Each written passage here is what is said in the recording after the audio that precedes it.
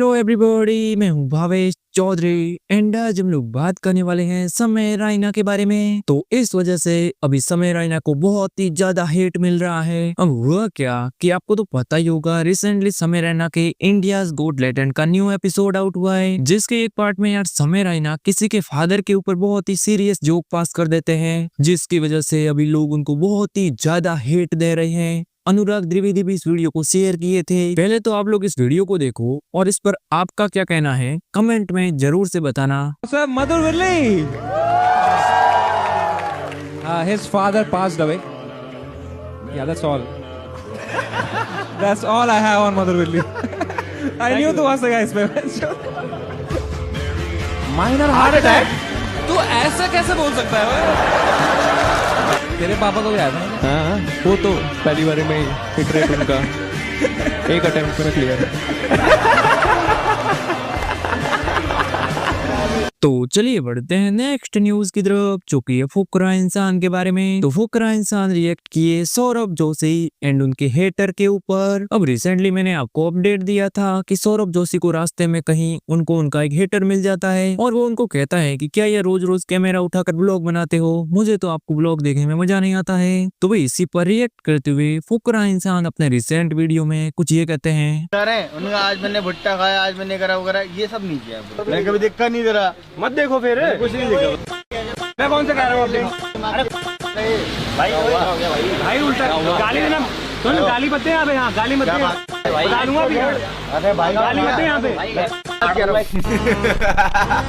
सौरभ भाई पता क्या कर रहे हैं? सौरभ भाई कह रहे गाली मत दे, गाली मत दे। ए गाली मत दे, बता दूंगा मैं क्या कर रहा हूँ। ओके, तो पहला कमेंट भी है, ये बोलते बोलते पीछे क्यों हो रहा है? भाई नहीं लिखा बस। सौरभ भाई you don't have to fight. घर का मर्द कहाँ है? Kunali, where is he can fight, let's go. तो चलिए बढ़ते हैं नेक्स्ट न्यूज की तरफ, जो कि है दीपक कलाल के बारे में। तो इस चीज को लेकर दीपक कलाल एलविस यादव को एक बहुत ही एंग्री रिप्लाई दिए। अब हुआ क्या कि आपको तो पता ही होगा, रिसेंटली एलविस यादव का एक पॉडकास्ट शो देखने को मिला है। तो यार उसी के फर्स्ट एपिसोड में वो दीपक कलाल के ऊपर कुछ जोक पास कर देते हैं। तो उसी को लेकर दीपक कलाल काफी ज्यादा गुस्सा हो जाते हैं और एलविस यादव को रिप्लाई करते हुए कुछ वीडियोस पोस्ट करते हैं। आप लोग देखिए।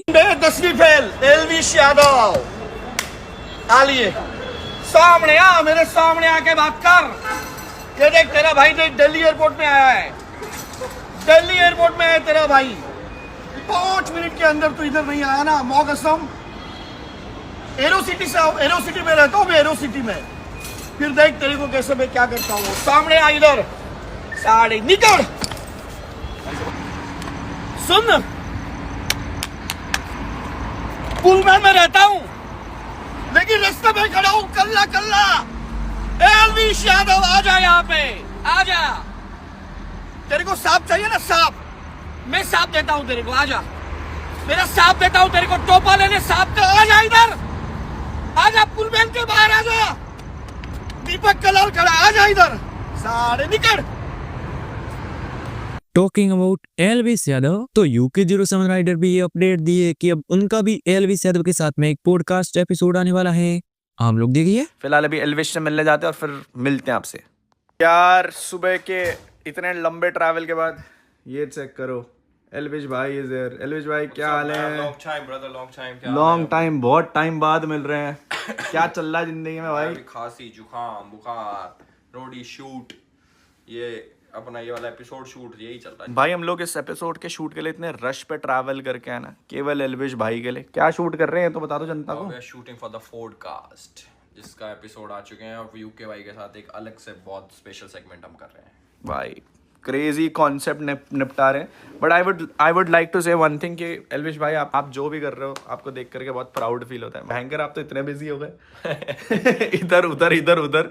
अभी रोडीज से कब फ्री हो जाओगे? रोडीज से हो जाऊंगा मैं 15-16 तारीख को फ्री। फिर घर पे मिलते हैं। मम्मी बोल रही थी कि एलविस को खाने पर बुलाना। मैं कहा भाई थोड़े से बिजी चल रहे, जब इतना मेरा घर भी रेडी हो जाएगा तो उसकी इनॉग्रेशन पे भी आना भाई आप। डेफिनेटली देख रहा हूँ। कितने करोड़ का घर है भाई? 10 करोड़? कुछ करोड़ का घर नहीं है भाई, अब गरीब आदमी सस्ता घर। हाँ भाई, ऐसे सस्ते गरीब सबको मिले। फिलहाल मैं आप लोगों को बताता हूँ, अभी स्क्रिप्ट की डिस्कशन चल रही है कल के लिए। एलविस भाई बोल रहे क्रेजी शूट करेंगे, तो मैंने कहा ठीक है भाई, क्रेजी शूट ही करेंगे भाई। इस बारी जो पहले एपिसोड में देखा कि रोस्टिंग अपना फुल मजाक मस्ती चलती रहेगी दोनों भाइयों के बीच में, पॉइंट टू पॉइंट बढ़िया कॉन्वर्सेशन, मतलब एक नॉर्मल पॉडकास्ट का लेवल अप कर दिया हमने और बहुत मजा आने वाला। मैं देखने वाला हूँ कि भाई क्या नया कॉन्सेप्ट लेकर के आए भाई ये लोग। भाई नया सेगमेंट है पूरा, मतलब जो पिछली बार था ना वैसा कुछ नहीं है, Okay. अलग है। तो चलिए बढ़ते हैं नेक्स्ट न्यूज की तरफ, चूंकि हर्ष बेनीवाल के बारे में। तो हर्ष बेनीवाल एजाज खान को एक बहुत ही सेवेज रिप्लाई दिए। अब भाई इनके बीच में क्या कुछ कंट्रोवर्सी वगैरह चल रही है ये तो आपको पता ही होगा, बहुत ही लंबा मैटर है। तो रिसेंटली हर्ष बेनीवाल का एक पॉडकास्ट देखने को मिला है जिसमें वो एजाज खान को भी रिप्लाई करते हैं। देखिए आप लोग। मैंने उन पे वीडियो बनाई नहीं, मैंने तो एक कैरेक्टर पे वीडियो बनाई थी, नाजायज खान था कोई और वो मेरे उधर रहता है। तो मैंने उस पे वीडियो बनाई थी। अब पता नहीं उनको क्या लगा कि उसका नाम नाजायज भाई है, हम उसको बचपन से बोलते आ रहे हैं नाजायज भैया नाजायज भैया, तो वहीं रहता है हमारे दिल्ली साइड। अब मुझे नहीं पता, कुछ सिमिलरिटी मिल गई होगी उनसे। अब वो ऑफेंड हो गए यार कि मेरे पे बनाई है, जबकि मैंने ऐसा कुछ बनाया भी नहीं। आप वीडियो में देखना, मैंने एक बार भी उनका नाम यूज नहीं किया। नहीं आप तो नाजायज कह रहे हो। हाँ, सही बात है। ना मैंने फोटो बनाई और डिस्क्लेमर भी डाला मैंने जो तो यार कि सारे के सारे किरदार काल्पनिक हैं। हाँ, अब पता नहीं भाई को लगा शायद भाई पे बनाई होगी जो चीज़ें मैंने बोली है। फिर वो चोर की दाढ़ी में तिनका वाली बात है कि वो लगा होगा उनको टारगेट करा। फिर उन्होंने यार थोड़ी गाली गलौज करी, फिर मैंने कोई रिस्पॉन्ड नहीं करा। मैंने कहा यार अगर आप पत्थर मारोगे छींटे आप पे। तो चलिए बढ़ते हैं नेक्स्ट न्यूज की तरफ, जो कि है राजवीर फिटनेस के बारे में। तो Rajveer fitness and Nikul Don के बीच में काफी भयंकर वाला लफड़ा हो गया। निकुल राजवीर को रोस्ट किए एंड राजवीर भी उसका रिप्लाई किए। अब भाई हुआ क्या कि रिसेंटली राजवीर फिटनेस का एक पॉडकास्ट देखने को मिला है जिसमें यार वो ऐसी काफी सारी चीजों पर बात करते हैं और एक बात कहते हैं कि मैं अकेला ही इतनों को पछाड़ देता हूँ, ये कर देता हूँ एंड एक्सेट्रा। तो भाई इसी बात को लेकर निकुल डॉन राजवीर को काफी भयंकर रोस्ट करता है, आप लोग देखिए।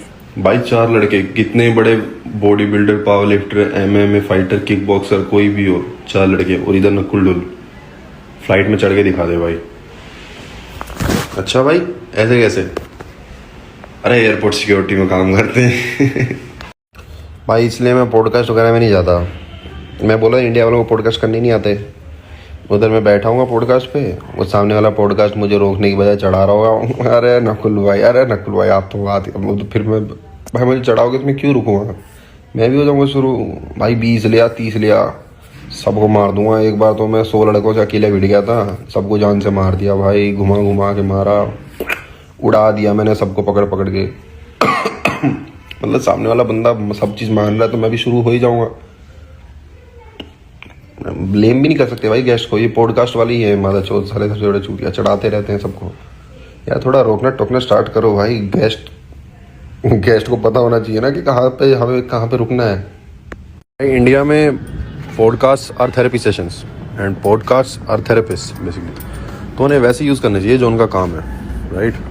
फॉर एग्जांपल तुम एक फ़नी कंटेंट क्रिएटर हो, तुम्हारा कॉन्फिडेंस लो चल रहा है आजकल, तो तुम उस पर जा सकते हो, प्रखर पे जा सकते हो। तुम वहाँ पे जाके तुम कुछ भी बोल दोगे, ऐसे खिड़की खुली है हवा आ रही है और प्रखर सही में प्रखर ऐसे कर देगा, तुम्हें कॉन्फिडेंस बूस्ट मिलेगा, इससे काफ़ी कॉन्फिडेंस बूस्ट मिलेगा। और तुम्हें लोग मान लो चूतिया बोलते रहते हैं, अबे चल टिंगू चल बहुत ठीक है, तुम्हें सीरियसली लेता ही नहीं है कोई, समझ रहे, चल टिंगू बहन चो। तो तुम इस पे जा सकते हो, पीछे वाले भाई पे जा सकते हो, इस पे जाके तुम बोल दो बहन जो 100 लोग पीट दिए, 200 लोंडे पीट दिए, रोकेगा ही नहीं टोकेगा ही नहीं, बोलेगा हैं अच्छा हाँ, ये तुम्हारी सब बात मानेगा। तो तुम इस पे जा सकते हो।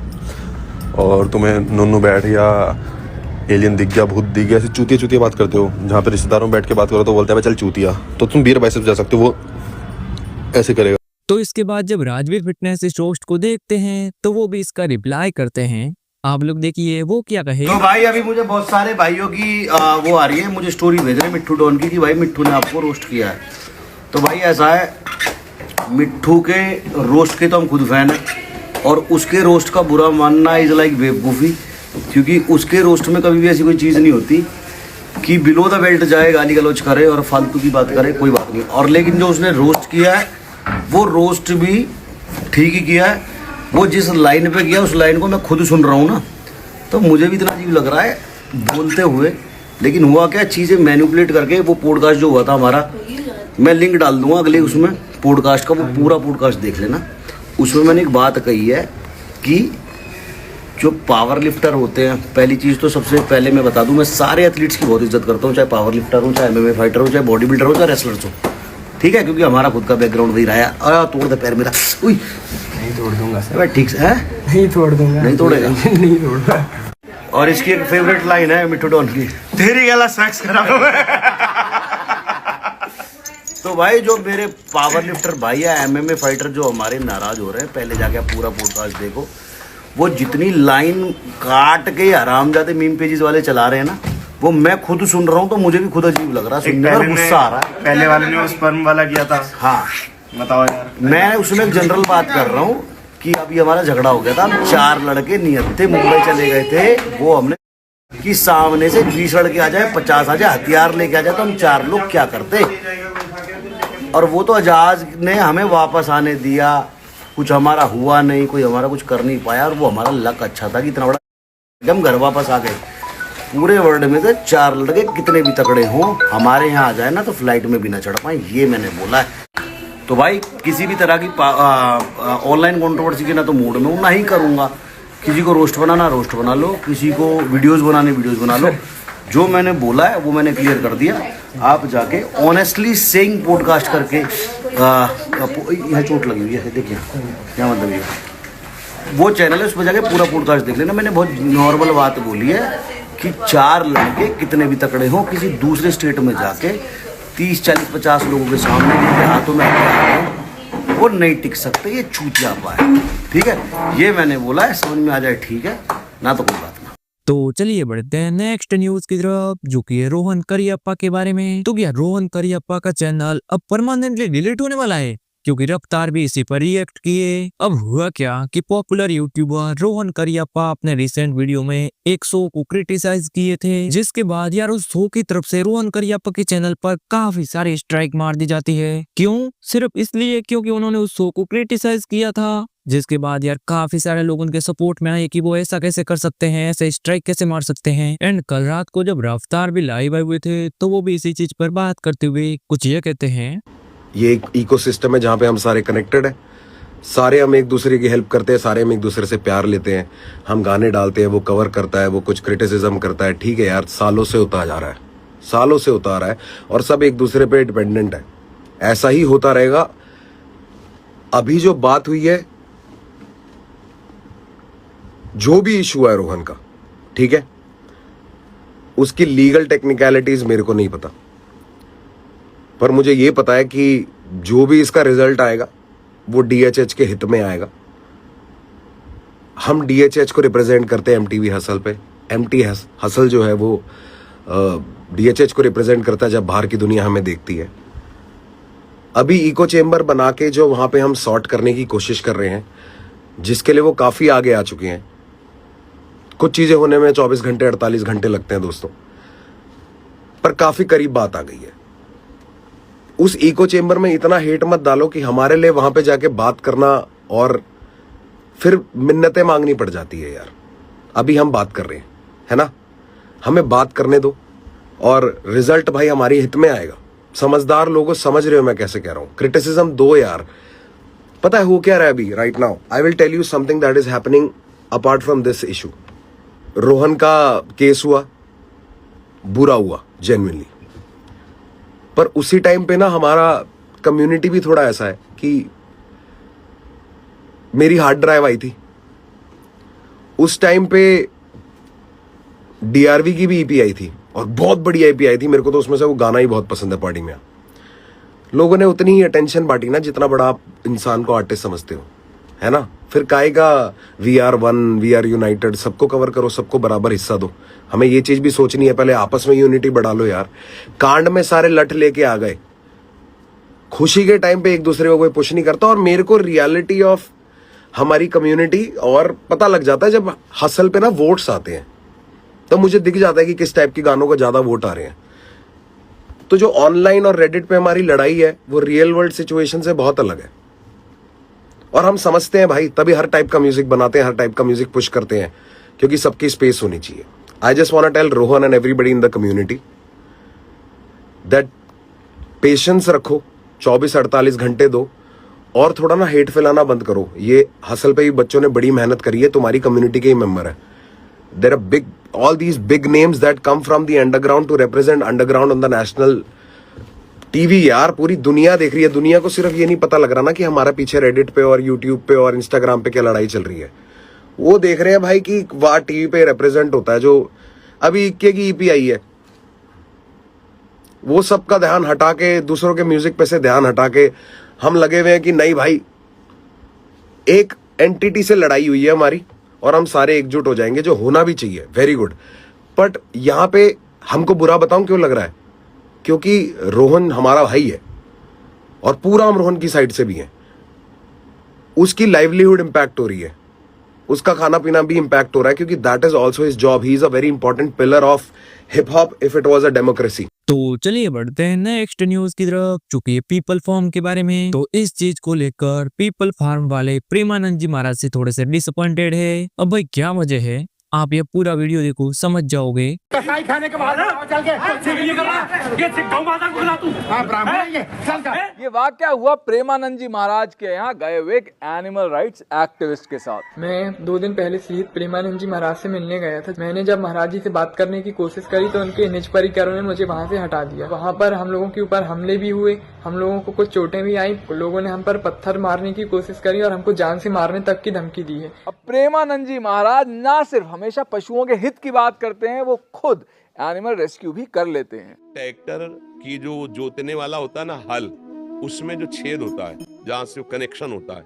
वहाँ एक नवीन बच्चिया गाय थी, उसका पैर पता नहीं कैसे उसमें चला गया था। जब हम दौड़ गए उसका पैर ऐसे पकड़ा, अगर ही इसने थोड़ा भी हिलाया तो टूट जाएगा। तो फिर इस टकराव की वजह आखिर क्या रही? मैं उनके सामने वीगन का क्वेश्चन रखना चाहता था। ये बड़ी मुश्किल से एकांतिक वार्तालाप की टिकट तो मिली, पर वहाँ पर महाराज जी से ये प्रश्न मेरा नहीं पढ़ा गया। फिर महाराज जी के बदले में कुछ परिकरों ने मुझसे बात करने आए, तो मैंने उनको जब दूध डेयरी उद्योग की क्रूरता के बारे में जानकारी साझा की, तो उनका ये बयान था कि रोज जो लाखों गाय भैंस मर रही हैं, उनको इस बात से कोई भी फर्क नहीं पड़ता है, जिसका वीडियो भी मैंने बनाया हुआ है। अब मैं इनकी बात समझता हूँ, लेकिन मैं ये भी समझता हूँ कि क्यों हमारे देश में अधिकांश लोग इस बात से सहमत नहीं है। धर्म की बहुत बड़ी नींव है गौ सेवा, गौ पालन, गौ दुग्ध, गौ घृत, गौ दधि। ये सब हमारे जीवन के लिए बहुत उपयोगी है और ये हमारे आराधना में भी है। अब लोग महाराज जी की ये बात तो झटपट मान लेते हैं क्योंकि इसे मानना आसान है, लेकिन महाराज जी जिस तरह के दूध पीने की बात कर रहे हैं वो लोग मानते नहीं। अगर अपने देशी गौ की सेवा करोगे तो उसके कंडा से जो रोटी बनेगी उससे बुद्धि शुद्ध होगी। इसीलिए हर ऋषि गाय रखता था, उसकी जो दिनचर्या उसकी पूर्ति ही गाय से होती थी। और गृहस्थ जन दूध के लोभ से अब भैंस रखने लगे, विदेशी गाय रखने लगे। हमें लगता है कि पैसा मिल जाएगा लेकिन बुद्धि शुद्ध नहीं रहेगी। तो एनिमल एक्टिविस्ट कहता है कि भाई दूध का बहिष्कार करो क्योंकि दूध के लिए क्रूरता होती है, और महाराज जी कहते हैं कि भाई लालच का बहिष्कार करो क्योंकि लालच की वजह से क्रूरता हो रही है। जो दूध नहीं देती या बैल है, सांड है, उनको ऐसे खुला छोड़ा जाता है। उसकी दृष्टि पार्थिव रुपये पर है, ना कि धर्म पर है, ना कि शरीर स्वस्थता पर है, ना कि भगवत प्रसन्नता पर है। तो लेने के बाद ये आई कि भाई अगर शास्त्रों में लिखा है दूध का सेवन करो तो दूध का सेवन करो, पर शास्त्रों के अनुसार करो। दूध देसी गाय का पियो, ना कि भैंस का या होल्स्टीन या जर्सी गाय का।